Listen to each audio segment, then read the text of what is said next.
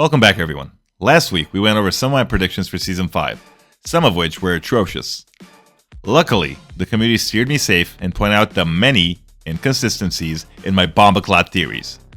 So today, we're going through the comments, looking at your predictions for Season 5. Let's jump in. Mr. Shaba says, there can be a 5v5v5 power shift. I like that. Embark should experiment with more game modes. Some maps feel kind of empty with only 9, 10, 12 players. They also go on to say, I know this is kind of late, but why don't we flight like the maps in the finals? And maybe we can have different dropping in animations, like the By Cruel World, etc. Yeah, dropping in would be cool. The current stage animation that we have is pretty basic and hasn't really changed since launch. They could do at least different backgrounds to start off, or have us load in the map like how the characters were teleported in the Season 3 trailer. Mario says, it'd be cool to have a bounty hunter game mode. When I get bored playing, I play keep away with the cash box. Looks like we've got a staller in chat. Now, all jokes aside, they definitely need solo banquet or another non-objective game mode. Banny Me Clip says, not gonna lie, I want a boomerang type melee weapon. High risk, high reward type weapon for the light, especially since they nerfed the sword to the pit of hell. A boomerang would be really interesting. I bet it'd be interesting to code as well. Quacky Maduck says, how about a blow dart gun for the light? I'd like that, that'd be interesting. Maybe they can do it as an alternate skin for the stun gun, and actually have different sounds this time, since even on the custom skins, the weapons have the same sounds, except for maybe a couple like the Martian Blaster. Sore Cheeks says, praying that Bombaclot Banana Berry goes in the Battle Pass. Miguan go insane, man. Anthony says, this is a lot to ask for, but I'd love to see the ability for the community to create maps. Give us some prefab buildings that are in the game. Trees, canisters, zip lines, giant jump pads, spawn points, and everything else. Allow us to place and edit them however we like, and then Embark could host a map contest every season, so that they have one of their own maps to release a season, and they choose a winner from the map creation contest as well. So we could get 2 maps added to rotation instead of just 1. The person who would win the map creation contest could get a special weapon charm or a weapon skin depending on the season, and have their name featured under the map name. This is probably the biggest feature the game needs. I really love your take here. So like, not only do we have a custom map creator like a workshop, but we're also celebrating and rewarding the players that contribute. Embark wouldn't need to worry about creating maps and game modes every season when the community can have that workshop with prefabs and make crazy versions for every map. I really do hope they add this. Steel Yeshua says, Aztec map would be crazy. Low gravity is too annoying, would not like a moon map. Low grav rate does feel a bit too high right now, or maybe it just feels that way since you can kind of ignore all the other in-game events but low gravity. The Boy Yonder says, I swear that phase shift for lights has been going through my head. I feel seen. I was expecting that as well. Unfortunately, Light's not going to have a new spec this season. We're going to have to wait and see what they're going to add in Season 6. Garrett Highlander says, bro, what? Only 100 people? You know what? I'm going to put more money into this. These guys deserve it. This game is so much. I love it so much. Embark's tiny, but they're a passionate team. This is their first project for Embark. And while they have some older devs coming from DICE like Rob Gunnison, it is their very first project together. And 100 people pulling this off? This is pretty impressive. Julyful says, Light needs another pistol. While Light is not getting a new weapon this season, I think I could use a third pistol, and the Glock 17 would be sick. Gaming Bandit says, as a Mexican, the Aztec team is such a trophy. Even if we don't get more than that, W Embark, Azteca. Well, Bandit, it turns out we're getting an awesome map in Season 5. Bienvenidos a Bernal. Junkie Snack says, dog, if they put a fucking castle map in, I'm gonna be so happy. That'd be awesome. I was predicting that for Season 5. Maybe we'll see it in Season 6. Rafael Hernandez says, it's a shame that Embark didn't get a nomination for Best Ongoing Game, Best Multiplayer for the finals. They got snubbed hard. Not sure why they're not showing up in those categories, but marketing is and always will be this game's Achilles heel, sadly. Hey Buddy TV says, Heavy with Tommy Gun will be overpowered. Tommy Gun? That's even better than the minigun suggestion I had. That'd be really cool. Hey Buddy TV also says, Embark take my money. Mine as well. Orochi says, will we have Fortune Stadium in Power Shift? Hope we see it soon, Orochi. It would play way better than the current poll that's 50% Kyoto right now. Matt Dasher says, Apex and Finals learning the hard way. CSGO bomb mode does not work on games with big maps. 100% yips. Goofy Looking says, from other comments I've seen on other videos, most people think it's going to be a Chiappa triple threat. If you look very closely, you can see a third barrel above the other two. You're absolutely right. It's going to be a triple barrel Dragon's Breath shotgun. Hip Chic says, 10v10 Conquest or push. I agree. They should try a 10v10 or a different larger scale format. Some maps are huge, and they could at least try 5v5v5. Jazz Mercado says, the sponsors for Season 5 are actually going to be Dissun, Isolt, and Via. It was shown on the bottom left of the Season 5 key art. I finished my video late Thursday morning, and by the time it went out, the promo art dropped. Rather than going back and correcting, I stuck with my original predictions, showcasing exactly how wrong I was in 2K. Russen Dizza says, I think in the closed beta they had Magma Madness event, which was Rising Lava. I'm not sure about that. I never got access to the closed beta. I've played for the first time in the open beta. HM says, it's about time they introduce solos and duos and cash out now. I'm all for more game modes. Duo cash out would be really cool. They could do 5 teams even. Ferry the Fairy says, 5v5v5 quick cash is on my wish list in the finals. My friends are bored of Power Shift and TA, but they always love the quick cash. And I need a place to keep my friends if we group up in 5 people. And I believe a lot of people have the same problem, and I fully agree. 212 Roblox says, my prediction is with the Aztec map, an Eclipse event or map variant. Would be really cool. Aztec map plus Eclipse? Vibes. Diaz M Video says, heavy rocket jump please. I'd love a rocket launcher for the heavy. I know the RPG got nerfed because Embark doesn't want it to deal player damage, but if somebody's got it, heavy's got it. Superman says, space map means spacesuits, cosmetics, which would be awesome. Would love an Aztec map too, and love the idea of the lava and Eclipse on that. Maybe it could get so dark during that they put flashlights on everyone's head or chest to see where you're going and get spotted by. I guess cloaking would be an issue, lol.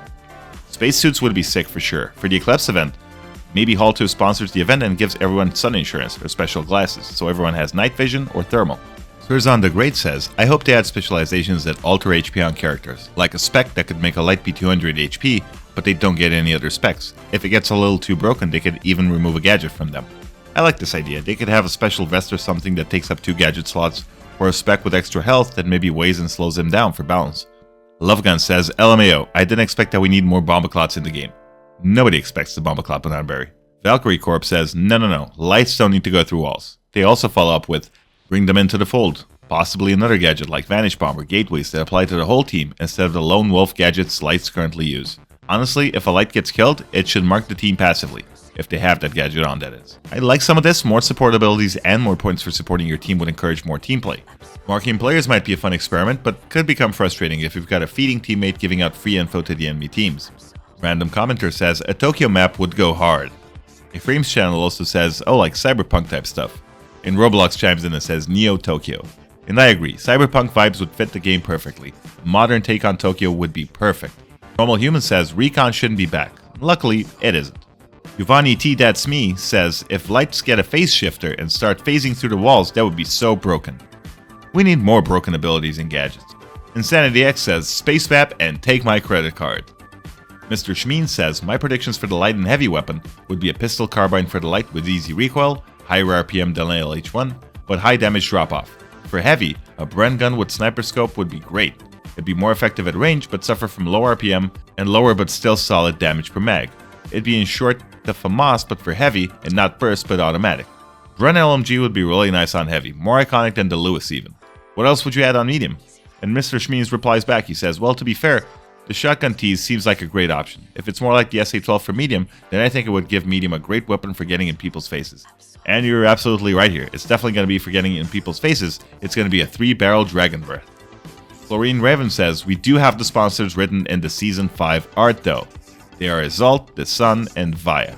I know, guys, I know. Tsunami says, I hope we get El Dorado as the map. It'd be legendary. The Eclipse game event will be epic. Imagine golden temples during an eclipse. That'd be awesome. Sandfury says, 1 cash out and 3 teams every second of 60 seconds. You hold a cash out, you get 1 point, and there's 3 cash outs in the whole match. The team with the most points wins. Sort of sounds like Hardpoint with an extended timer on the cash out. That might be fun to try. I really hope they experiment with more game modes.